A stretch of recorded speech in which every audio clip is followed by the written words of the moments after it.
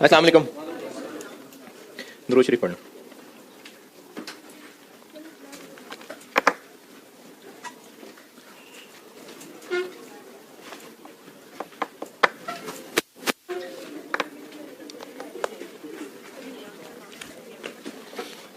Working capital management,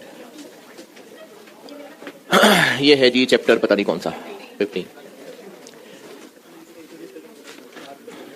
अच्छा, वो online वाले में से किसी ने पूछा था कि जो थ्योरी वाले चैप्टर थे उनमें से सेक्शन ए तकरीबन कोई 45 मार्क्स के आसपास टेस्ट होता है, और जो सेक्शन बी है न्यूमेरिकल वो तकरीबन कोई 55 मार्क्स टेस्ट होते हैं।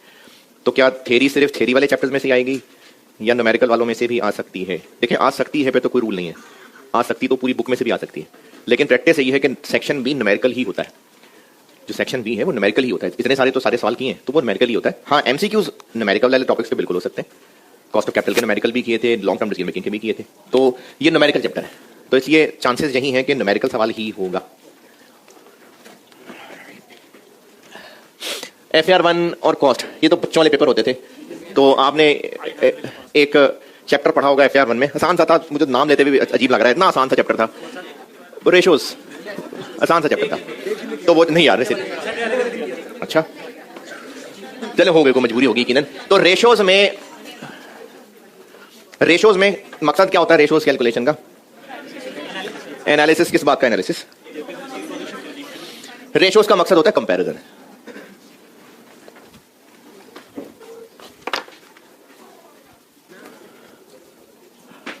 पता नहीं क्या बता रहा था। रेशोज, हाँ जी।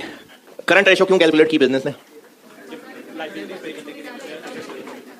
चले, मेरा सवाल ही ठीक नहीं है। रेशोज क्यों कैलकुलेट कर रहा है बिजनेस? कंपैरिजन करने के लिए। कंपैरिजन अपने परफॉर्मेंस पास्ट से भी हो सकता है, कंपैरिजन अपने दुश्मनों से भी हो सकता है।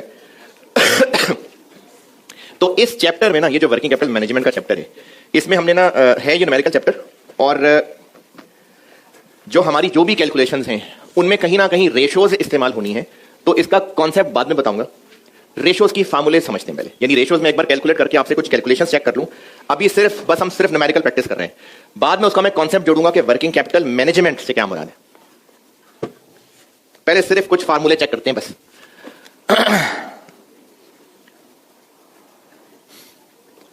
FR1 चूंकि एक बच्चों वाला सब्जेक्ट था, तो ये तो आप है ना, पता नहीं क्यों नहीं लोगों से पास होता। ओए होए, बल्कि नहीं, सॉरी भाई, सॉरी। MFA में जरूरी थोड़ी कि FR1 पास लोग हैं, मैं अपने पास। कॉस्ट आसान सा सब्जेक्ट है, कॉस्ट। ये तो मैट्रिक एग्जाम कर देना चाहिए वैसे कॉस्ट। वर्किंग कैपिटल कहते हैं बेटे current assets minus current liability. बिल्कुल ठीक है, यानी वर्किंग कैपिटल की जब बात हो रही है तो करंट एसेट्स और करंट लायबिलिटीज की बात हो रही है। इस एरिया से रिलेटेड, यानी current assets current liabilities involve हो रहे हूं, इससे रिलेटेड ना कुछ रेशोज हैं।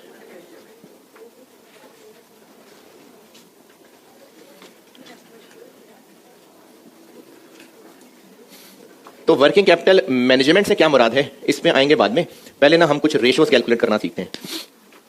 रेशोज का मकसद होता है कंपैरिजन करना। रेशोज अपने पास्ट से भी कंपैरिजन हो सकता है, कंपैरेटर से, इंडस्ट्री, इन सब से कंपैरिजन हो सकता है। एक फार्मूला होता है, इसमें से काफी सारे आपने पढ़े हुए हैं, कुछ नए हैं आपके लिए। एक होती है current ratio. Current ratio is equal to, बिल्कुल ठीक है, current assets over current liabilities, बिल्कुल सही है। एक होती है क्विक रेशो,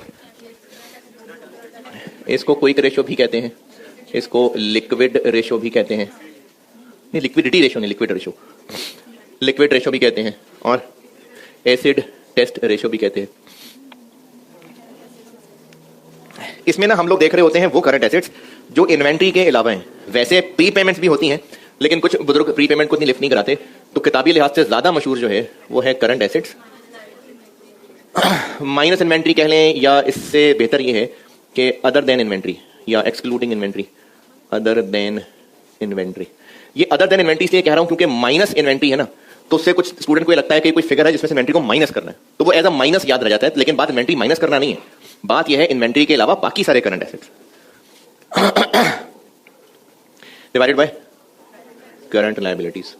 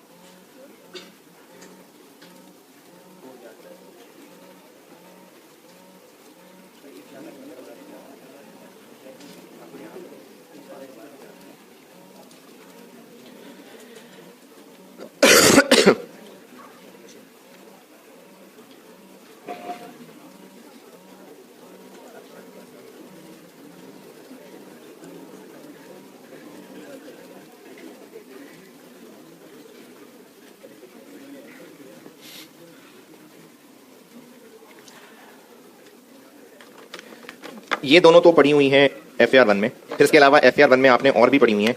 एक होती है इन्वेंट्री टर्न ओवर। ये क्या होती है? इन्वेंट्री, ओ एक मिनट, स्पेलिंग तो पूरी है, इन्वेंट्री टर्न ओवर। FAR 1 में मेरा नहीं ख्याल कि मैं ये पढ़ाता हूं, मुझे नहीं याद पड़ रहा शायद। अरे मेरा भी डायलॉग चल रहा है, अगर पढ़ाता हूं तो ठीक है, वैसे याद नहीं पड़ रहा। तब आपने ना FAR 1 में मैन्युफैक्चरिंग बिजनेस नहीं पढ़ा हुआ था, तो इसलिए आपके लिए ये सिर्फ बस गुड्स थी और टर्नओवर का फार्मूला था कॉस्ट ऑफ सेल्स। लेकिन अब आप चूंकि वो आसान सा पेपर पास कर आए हुए हैं कॉस्ट वाला, तो मैन्युफैक्चरिंग बिजनेस पढ़ लिया हुआ है, तो इसके मैं 3 टुकड़े कर रहा हूं। इसकी इन्वेंट्री, रॉ मटेरियल की इन्वेंट्री, वर्क इन प्रोसेस की इन्वेंट्री और फिनिश गुड्स की इन्वेंट्री। अब ये 3 टुकड़े कर लेते हैं हम।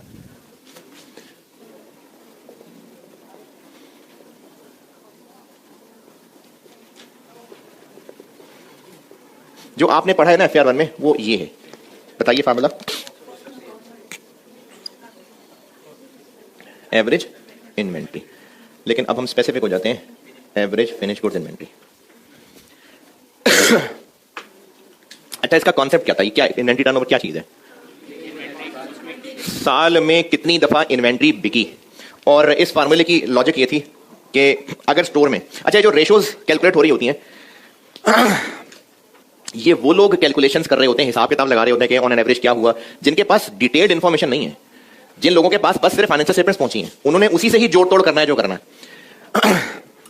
जैसे मिसाल के तौर पे अगर एक मैच 50 ओवर्स हो गए और 340 उसमें स्कोर हुआ, अब जिसने एक एक ओवर नहीं दिखा, उसके लिए इतनी सी इंफॉर्मेशन कि 50 ओवर्स 340 रन, वो इससे क्या हिसाब लगा सकता है कि एक ओवर में, वो ये इसलिए कर रहा है क्योंकि उसको पता ही नहीं है डिटेल। हाँ, डिटेल पता हो तो फिर सब पता है कि पहले ओवर की पहली बॉल और दूसरी बॉल, तीसरी बॉल। तो ये जो रेशियोज निकाल रहे होते हैं, ये वही लोग निकाल रहे होते हैं जिनके पास तफसीली इंफॉर्मेशन नहीं है। तो अगर एक बिजनेस के स्टोर में, फिनिश गुड स्टोर में 100 रुपए की चीजें एक वक्त में स्टोर में आती हैं, फिर स्टोर से निकल के बिक जाती हैं, तो ये जो फिनिश गुड्स इन्वेंट्री थी, बिकने के बाद ये क्या बन गई? सेल बन गई। Finish goods inventory, cost of finish goods inventory, inventory credit, cost of sales debit, ये कॉस्ट ऑफ सेल बन गई। इन्वेंट्री खत्म हो गई, कॉस्ट ऑफ सेल बन गई। फिर चीजें बनके दोबारा स्टोर में पहुंची, फिर बिक गई, कॉस्ट ऑफ सेल बन गई। फिर इन्वेंट्री बनके चीजें स्टोर में पहुंची, फिर बिक गई, कॉस्ट ऑफ सेल बन गई। करते करते करते अगर पूरे साल में कॉस्ट ऑफ सेल्स 3000 रुपए आ रही है, तो 100 करते करते करते कितनी दफा इन्वेंट्री बिकी? कैसे? अगर ये बिकते बिकते कॉस्ट ऑफ सेल बनता जा रहा है और एक वक्त में स्टोर में 100 पड़ा हुआ है, तो कितनी दफा ये स्टोर खाली हुआ होगा? 3000 डिवाइडेड बाय 100, तो cost of sales divided by average inventory. Concept क्या है कि ये कितनी दफा चीजें बिकी। फिनिश गुड्स इन्वेंट्री आगे जाकर कॉस्ट ऑफ गुड्स सोल्ड बन रही है। वर्क इन प्रोसेस इन्वेंट्री जो मशीन के अंदर है, मशीन से निकल के वो कहां जा रही है? फिनिश गुड्स बन रही है। फिनिश गुड्स इन्वेंट्री आगे कॉस्ट ऑफ सेल्स बन रही है। Work in process inventory cost of goods manufactured बन रही है। तो एक दफा मशीन में अगर 200 रुपए की चीजें पड़ी होती हैं और इसकी शक्ल का फार्मूला यहां बनाना चाहे, तुम क्या बनाए? Cost of goods manufactured debit, COGM काफी, average work in process inventory. और इसकी क्या इंटरप्रिटेशन होगी कि साल में कितनी दफा चीजें बनी। रॉ मटेरियल का स्टोर, खरीद के स्टोर में लाए, raw material consumed, material store में आया, कंज्यूम हो गया, स्टोर में आया, कंज्यूम हो गया, स्टोर में आया, कंज्यूम हो गया। तो इनकी शक्ल का यहां क्या फार्मूला बनाए? Cost of material consumed, average raw material inventory. तो वो जो इन्वेंट्री टर्नओवर था, अब मैन्युफैक्चरिंग बिजनेस के हवाले से देखें तो ये 3 हो गए।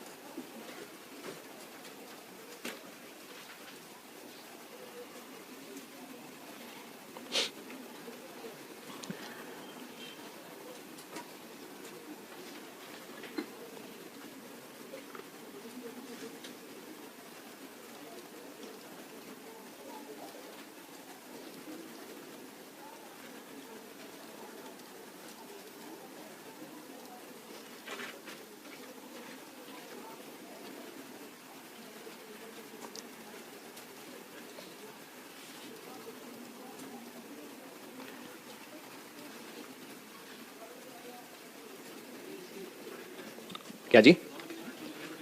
रॉ मटेरियल, समझ नहीं आई बात? क्या इंटरप्रिटेशन होगी भी इसकी? साल में कितनी दफा मटेरियल कंज्यूम हुआ?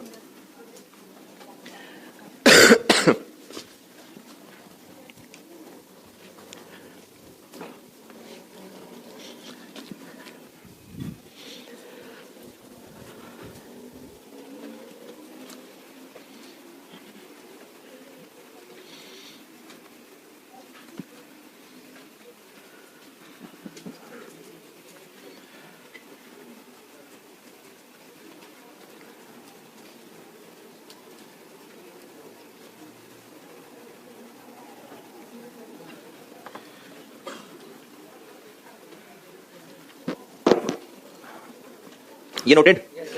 अच्छा, इनके मतलब भी वैसे लिख लेते, काम आ जाते जिंदगी में कभी। Raw material inventory turn over का मतलब है साल में कितनी दफा मटेरियल जो स्टोर में पड़ा था वो कंज्यूम हुआ। वर्क इन प्रोसेस का मतलब है कितनी दफा साल में मशीन में जो मौजूद था वो कितनी दफा प्रोडक्शन हुई। और finish goods inventory turn over के फिनिश गुड्स साल में कितनी दफा बिकी।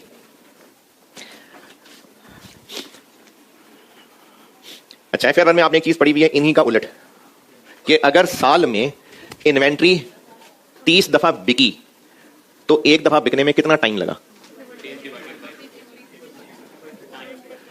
इसको किसे डिवाइड? इसका आंसर आया 30 टाइम्स बिकी है तो एक दफा बिकने में कितना टाइम लगा? पूरे साल के 365 दिन डिवाइडेड बाय 30। ये नोटेड? हटा दूं?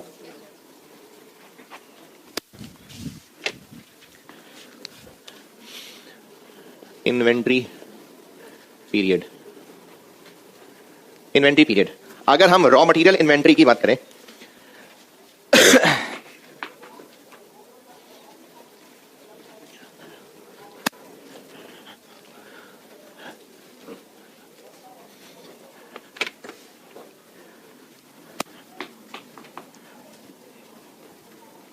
तो या तो इसके आंसर को, जो इसका आंसर आया उससे डिवाइड कर दें 365, या अगर इसी तरह की शक्ल बनानी हो तो इसको उलट कर लें।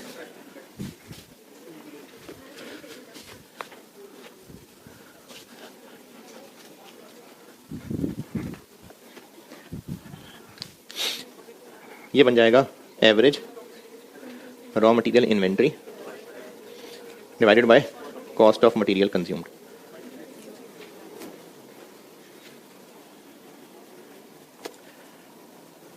इनटू 365 या फिर 12 या फिर 52। अगर 365 यूज किया तो आंसर डेज में आएगा, 12 यूज किया तो मंथ्स में आएगा।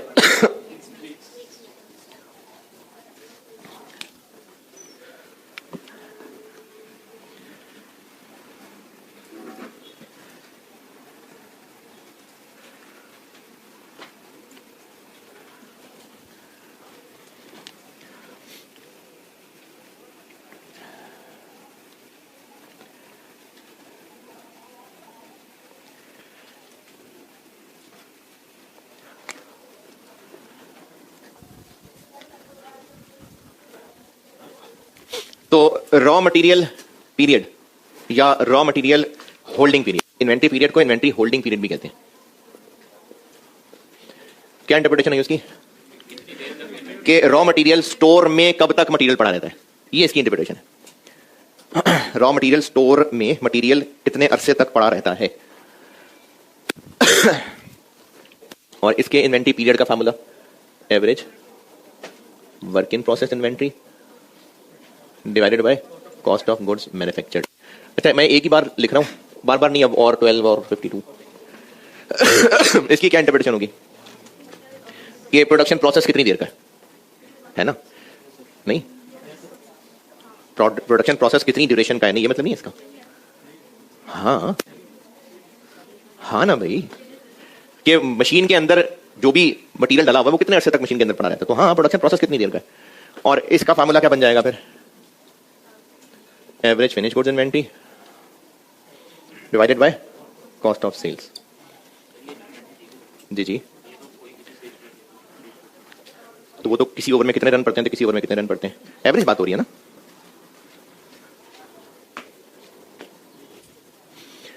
इन्वेंट्री टर्नओवर का मतलब है कि इन्वेंट्री साल में कितनी दफा आगे गई। रॉ मटेरियल ने कहां जाना है, रॉ मटेरियल ने कंज्यूम होना है, वर्क इन प्रोसेस ने कहां जाना है, प्रोड्यूस होकर मशीन से बाहर आना है, फिनिश गुड्स ने कहां जाना है, सेल होना है। तो ये इन्वेंट्री जहां जिस हालत में पड़ी थी वहां से कितनी दफा निकली साल में, ये इन्वेंट्री टर्नओवर है। और इन्वेंट्री पीरियड, इन्वेंट्री जहां पड़ी होती है वहां कब तक पड़ी रहती।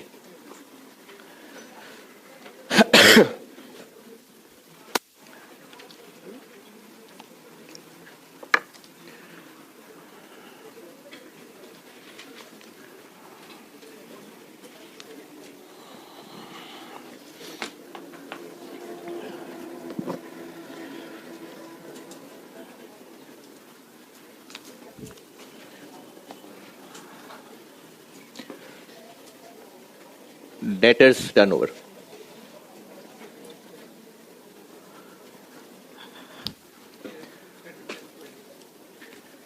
अच्छा ये मेरे ख्याल में तो बड़ी खूबसूरत बात की थी मैंने, आपने लिफ्ट नहीं करी, दोबारा बता देता हूं। इन्वेंट्री टर्नओवर जहां पड़ी है वहां से उसने जहां आगे जाना है, तो साल में कितनी दफा वहां से आगे गई, ये इन्वेंट्री टर्नओवर है। और जहां पड़ी हुई थी वहां कितनी देर पड़ी रही, ये इन्वेंट्री पीरियड है। दोबारा, इन्वेंट्री जहां पड़ी हुई है, इन्वेंट्री पीरियड क्या है, कितने अरसे से पड़ी है, और वहां से जहां आगे जाना है साल में कितनी दफा वहां से आगे गई, ये टर्नओवर है। नई काम की बात तो दफा करें, हम स्टाइल ही मारा, अगर नई काम की बात तो रहने दें।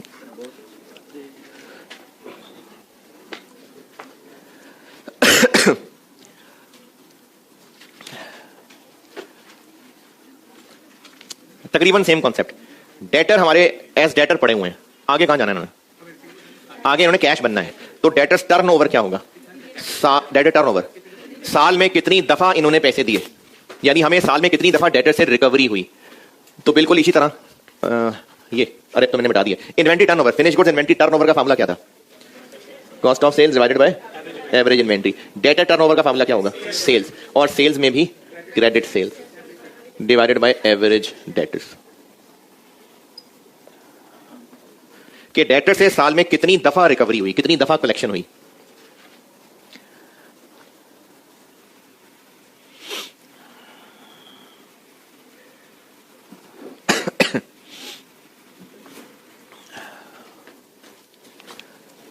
और इसी को अगर उलट कर लें तो डेटर्स ऑन एन एवरेज कितनी देर तक डेटर रहते हैं, यानी कितने देर बाद वो पैसे देते हैं, इसको कहेंगे डेटर्स पीरियड या डेटर्स कलेक्शन पीरियड। कि डेटर से कलेक्शन होने में कितना टाइम लगता है, डेटर कब तक डेटर रहता है। तो इसी तरह का फार्मूला बना लेते हैं, ये देखें, average debtors divided by credit sales into 365।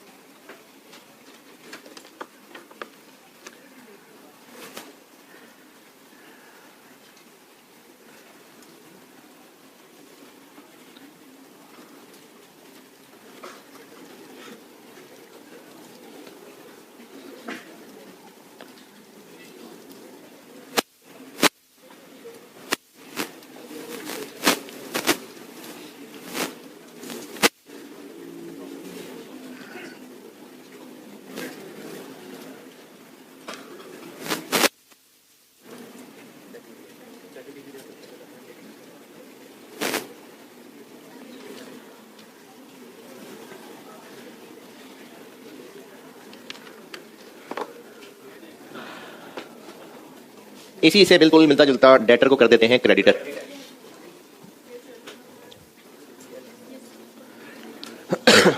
चलें, जगह है मेरे पास, यहां लिख देते हैं creditors turnover, creditors payment period. Creditors हमारे क्रेडिटर्स हैं, यहां से आगे क्या होगा, पेमेंट बन जाएंगे, हम उनको पैसे दे देंगे। तो क्रेडिटर्स टर्नओवर क्या मतलब क्या होगा, साल में कितनी दफा हमने पैसे, नहीं परचेजेस नहीं, साल में कितनी दफा हमने पैसे दिए, साल में कितनी दफा पैसे दिए। और पेमेंट पीरियड कितने अरसे बाद, कितना तरसा तरसा के पैसे दिए। तो इसका फार्मूला इसी को बिल्कुल, क्रेडिट परचेजेस एवरेज क्रेडिटर्स, और इसी को उलट कर लें, इसको average creditors credit purchases into 365।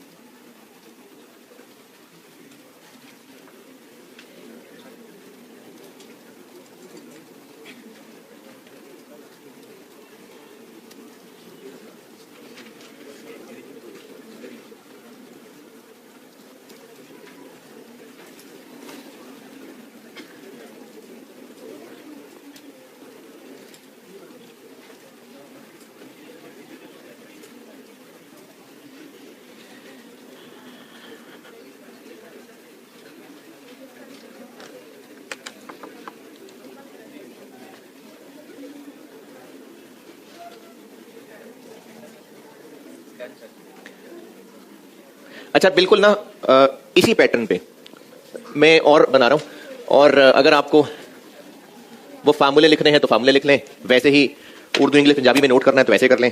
मैं फार्मूलों की शक्ल ही बता देता हूं, लेकिन जो बात समझा रहा हूं वो देख लें कि फार्मूले लिखने की जरूरत है कि नहीं। ये जो क्रेडिटर्स हैं, अगर ट्रेडिंग बिजनेस है तो गुड्स खरीदते हैं, मैन्युफैक्चरिंग बिजनेस है तो बनाते हैं, खरीदते क्या है? मटीरियल। तो ये क्रेडिटर्स हम या परचेजेस उन्हीं को कह रहे होते हैं, गुड्स या मटीरियल। लेकिन जो बिजली का बिल है वो भी क्रेडिटर ही है, जो हमने फ्यूल डलवाया है वो भी क्रेडिटर ही है, सप्लायर है। जो हम वर्कर्स या एम्प्लॉइज को पैसे दे रहे हैं वो भी क्रेडिटर्स ही हैं, हम उनसे भी सर्विसेज ही खरीद रहे हैं, और उनको भी उधार पे पैसे दिए हो सकते हैं, मतलब उनकी पेमेंट भी उधार हो सकती है, महीने बाद देते हैं बिजली का बिल, महीने बाद फ्यूल का बिल देते हैं। तो यही वाला कॉन्सेप्ट अदर एक्सपेंसेस के लिए भी हो सकता है। For example salaries, fuel, utilities, कुछ भी, कोई भी ऐसी चीज जो उधार पे पे ऑफ होती है, तो उसके लिए भी ये दोनों टर्म्स हो सकते हैं। टर्नओवर का फार्मूला क्या बन जाएगा? इसकी जगह देखें जी, हाँ, एक्सपेंस फॉर द ईयर। जिस भी हम एक्सपेंस की बात कर रहे हैं तो वो एक्सपेंस फॉर द ईयर, और उनका एवरेज पेएबल, जो भी उनका पेएबल है, सैलरी पेएबल होती है, इलेक्ट्रिसिटी पेएबल होती है, उनका जो एवरेज पेएबल है, और हम कितने अरसे बाद पे करते हैं, यानी इनका payment period.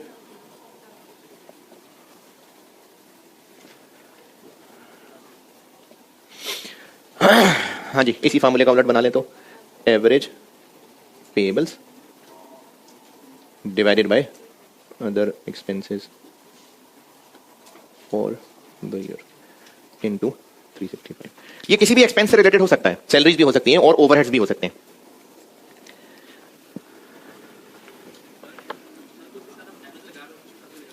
Very good question.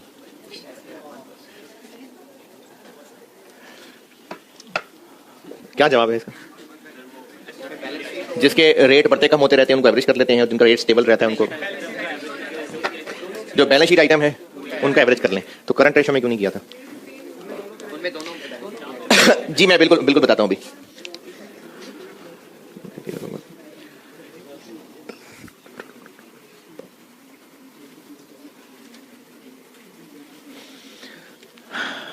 ठीक है, एक फार्मूला और बता दूं, बस मेरे फार्मूले हो गए। इनके लिए कुछ नोट्स लिखवाता हूं और सवाल देखते हैं। Cash operating cycle, working capital cycle भी कहते हैं उसको। yes, इसका कॉन्सेप्ट यह है कि पैसे जाने और फिर वापस आने में, क्योंकि पैसा आएगा तो फिर जाएगा भी, जाएगा तो वापस आएगा भी, तो पैसे का चक्कर है। तो पैसे के जाने और वापस आने, और वापस आके क्या करें, फिर दोबारा चला जाएगा, फिर वापस आ जाएगा, फिर चला जाएगा। तो ये साइकिल है। मैन्युफैक्चरिंग बिजनेस है, मैन्युफैक्चरिंग, पैसा नॉर्मली ऑपरेशंस की बात कर रहा हूं, पैसा जेब से जाएगा क्यों? मटेरियल खरीदेंगे, तो हमने मटेरियल खरीद लिया और पैसे जेब से गए, फिर वो material, raw material, work in process की शक्लों से होता हुआ गुड्स बन गया, फाइनली गुड्स बन गया। गुड्स बनने के बाद भी वो स्टोर में पड़ा रहा, फाइनली स्टोर से निकला तो सेल हो गया।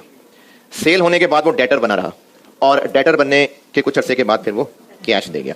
तो कैश जेब से गया और बिकने से पहले पहले वो चीजें material, work in process, finish goods की शक्ल में बिजनेस के अंदर ही पड़ी रही। इस टाइम पीरियड को कहते हैं इन्वेंट्री पीरियड। 18 दिन लगे लेट से, फिर वो चीजें बिक गई लेकिन पैसे अभी नहीं आए। तो बिकने के बाद पैसे आने तक भी हमें कुछ दिन इंतजार करना पड़ा, वो कहलाएगा डेटर पीरियड, लेट से 20 दिन। तो पैसे जाने और फिर वापस आने में कितने दिन लगे? 38। लेकिन ये तब है अगर हमने पैसों का जाना यहां से गिनना शुरू किया। अगर खरीदने के 10 दिन बाद पैसे गए होते तो गिनती फिर यहां नहीं, 10 दिन बाद शुरू होनी चाहिए। यानी पैसे जाने और आने में 18 + 20 - 10। तो ये जो 10 दिन हमने सप्लायर को तरसा के पैसे दिए, ये कहलाएगा क्रेडिटर्स पीरियड। तो पैसे जाने और फिर वापस आने में जितने दिन लगते हैं उसको कैश ऑपरेटिंग साइकिल कहते हैं। और फार्मूला बन गया डेटर्स पीरियड, इन्वेंट्री पीरियड। और इन्वेंट्री पीरियड से मुराद तीनों हैं, या तीनों एक एक करके लिखें, माइनस पेबल्स का पीरियड, चाहे वो ये है चाहे ये, पेबल्स का पीरियड।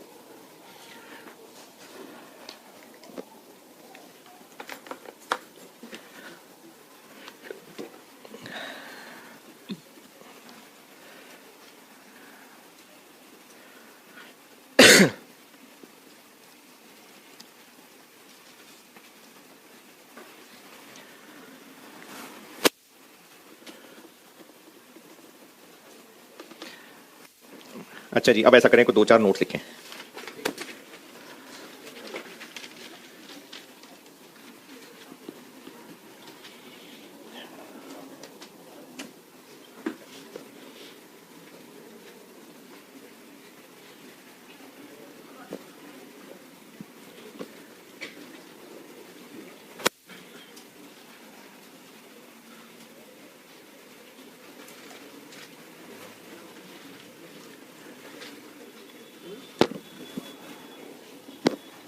हाँ जी, लिखवाऊं? पहली बात ये लिख लें कि ये जिस फार्मूले में क्रेडिट सेल्स और क्रेडिट परचेजेस लिखी हुई हैं, क्रेडिट सेल्स, क्रेडिट परचेजेस, तो अगर क्रेडिट नहीं पता तो टोटल, यानी अगर क्रेडिट सेल्स की अमाउंट नहीं पता तो टोटल सेल्स चल जाएगी, क्रेडिट परचेज की अमाउंट नहीं पता तो टोटल परचेज चल जाएगी। क्रेडिट सेल्स और क्रेडिट परचेजेस अगर नहीं पता तो उस फार्मूले में टोटल सेल्स और टोटल परचेजेस आ जाएगी। ये बात सेल के लिए भी कर रहा हूं, परचेज के लिए भी कर रहा हूं। अगर क्रेडिट नहीं पता तो टोटल यूज कर लेंगे।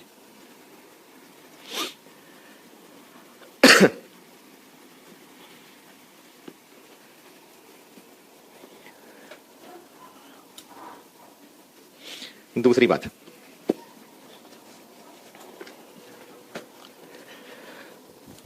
रीजन बता देता हूं। डेटर टर्नओवर का फार्मूला था sales divide by debtors turnover, average debtors. और करंट रेशियो का फार्मूला था करंट एसेट्स ओवर कब के करंट एसेट्स, साल के एंड के, एवरेज नहीं, साल के एंड के। करंट लायबिलिटीज, तो जो करंट रेशियो है ना, उसमें करंट एसेट्स भी साल के एंड की फिगर है, करंट लायबिलिटीज भी साल के एंड की फिगर है, कोई मिसमैच नहीं है, दोनों ही साल के एंड की फिगर्स हैं। और इस टॉपिक में तो मैंने नहीं बताया कहीं, वैसे FR1 की बात कर रहा हूं। जीपी रेशियो का फार्मूला क्या होता है? कितने अरसे का जीपी? पूरे साल का। सेल कितने अरसे की? तो इन दोनों फिगर्स में भी कोई मिसमैच नहीं है, ये भी फॉर द ईयर फिगर है, ये भी फॉर द ईयर फिगर है, ये भी साल के एंड की है, ये भी साल के एंड की है। लेकिन सेल्स पूरे साल की टोटल है और डेटर्स की फिगर ईयर एंड की होगी, ये मिसमैच है। तो इस मिसमैच से बचने के लिए हम डेटर्स की भी पूरे साल की फिगर लेंगे। पूरे साल की फिगर का मतलब ये नहीं कि पूरे साल के टोटल डेटर्स, पूरे साल के डेटर्स लेने का मतलब है कि आखिरी दिन हो सकता है बहुत ज्यादा डेटर्स हो, जबकि रोजाना का मामूल ये ना हो सकता है आखिरी ओवर में ही 18 रन बढ़ गए हो, लेकिन हम पूरे 50 ओवर्स की पिक्चर लेना चाहते हैं तो इसलिए रन रेट ले रहे होंगे। तो इसलिए मिसमैच खत्म करने के लिए डेटर्स भी फिर हमें पूरे साल की फिगर लेने होंगे। पूरे साल की फिगर्स का मतलब यह है कि पूरे साल में डेटर्स का क्या मामूल चल रहा था, ऑन एन एवरेज एक वक्त में कितने आउटस्टैंडिंग होते थे। एवरेज इन्वेंट्री का क्या कॉन्सेप्ट होगा? फार्मूला नहीं, कॉन्सेप्ट क्या होगा एवरेज इन्वेंट्री का? कि पूरे साल में ऑन एन एवरेज कितने यूनिट स्टोर में होते थे। सेशन की एवरेज अटेंडेंस का क्या मतलब है? पूरे सेशन में ऑन एन एवरेज अटेंडेंस अगर लेट से 100 थी, इसका मतलब पूरे सेशन में हर दिन 100 स्टूडेंट्स मौजूद थे। ये एवरेज का कॉन्सेप्ट है। तो वो फार्मूले जिनमें दोनों फिगर्स ईयर एंड की हो, दोनों फिगर्स पूरे साल की हों, कोई एवरेज की जरूरत नहीं है। लेकिन वो फार्मूले जिनमें एक फॉर द ईयर फिगर है और एक ईयर एंड की फिगर है, तो उसमें ईयर एंड वाली फिगर को एवरेज करते हैं। अब आपको सवाल में एवरेज की फिगर नहीं दी तो आप कैसे निकालें? एवरेज निकालने का जो आसान तरीन तरीका है वो दो एक्सट्रीम्स का एवरेज करना है। दो को एवरेज कैसे करें? दोनों को ऐड करके। तो अब दो एक्सट्रीम्स क्या हैं? साल के शुरू की एक्सट्रीम और साल के एंड की एक्सट्रीम। तो आपको फार्मूलों में जहां जहां भी एवरेज निकालना पड़ रहा है तो उसका एक तमीज वाला तरीका यह है कि opening plus closing divided by 2। जिन रेशो के फार्मूलों में एवरेज यूज हो रहा है तो एवरेज निकालने का तरीका है opening plus closing divided by 2।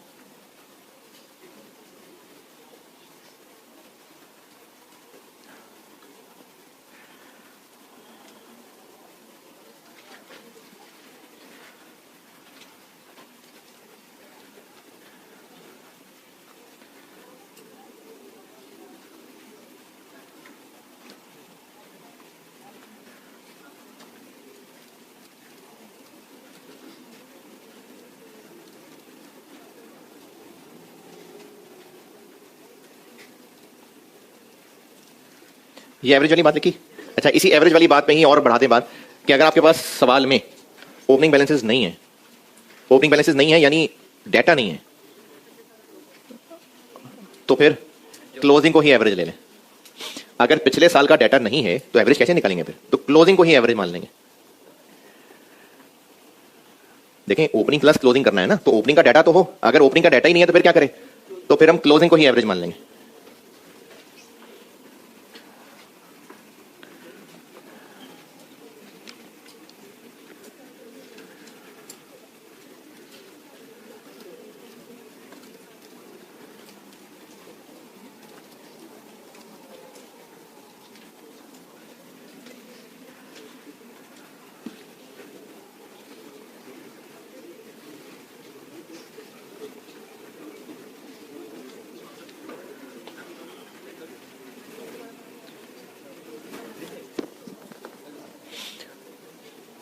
हाँ जी, ये बात लिखी।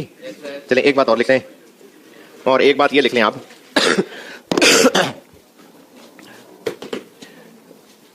अगर मैन्युफैक्चरिंग बिजनेस हुआ,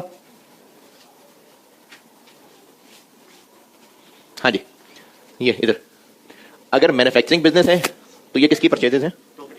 और अगर ट्रेडिंग बिजनेस है तो अगर आपको ये क्रेडिटर टर्नओवर के फार्मूले के लिए परचेजेस की अमाउंट नहीं मिल रही सवाल में, तो मटेरियल परचेजेस की जगह मटेरियल कंज्यूम्ड यूज कर लें, और ट्रेडिंग बिजनेस है तो परचेजेस की जगह कॉस्ट ऑफ सेल्स यूज करते हैं। दोबारा, ये जो क्रेडिटर्स वाले फार्मूले हैं ये वाले, इनमें अगर ट्रेडिंग बिजनेस है तो ये गुड्स की परचेजेस है, मैन्युफैक्चरिंग बिजनेस है तो मटेरियल की परचेजेस है। हो सकता है सवाल में नहीं है परचेजेस।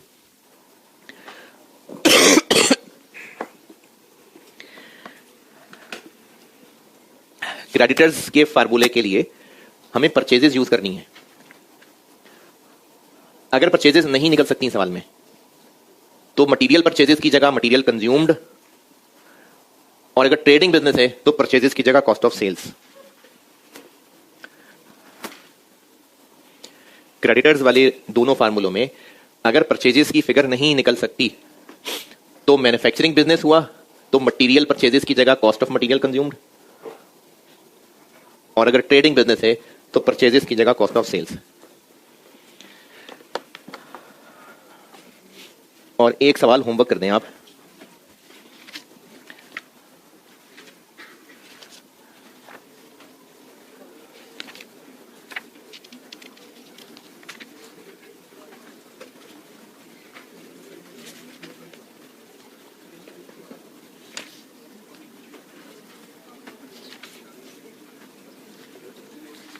ये ना इधर बुक में पेज 275 पे 275 इस पे प्रैक्टिस क्वेश्चन 3 है एक। ये मैंने अपनी बीएफडी की बुक से निकाल के डाला था। और रिक्वायरमेंट में एक चीज मेंशन कर लें, calculate cash operating cycle for year, मुझे लगता है मिस हो गया आगे, 2 and 3, year 2 and year 3, page 275 पे प्रैक्टिस क्वेश्चन 3, ये होमवर्क है। और रिक्वायरमेंट में जो लिखा है ना calculate operating cycle for year, तो वो ईयर 2 एंड ईयर 3, ये होमवर्क कर दीजिएगा। कल फिर उल्टे उल्टे मतलब रिवर्स कैलकुलेशन वाले सवाल करते हैं क्लास, ठीक है।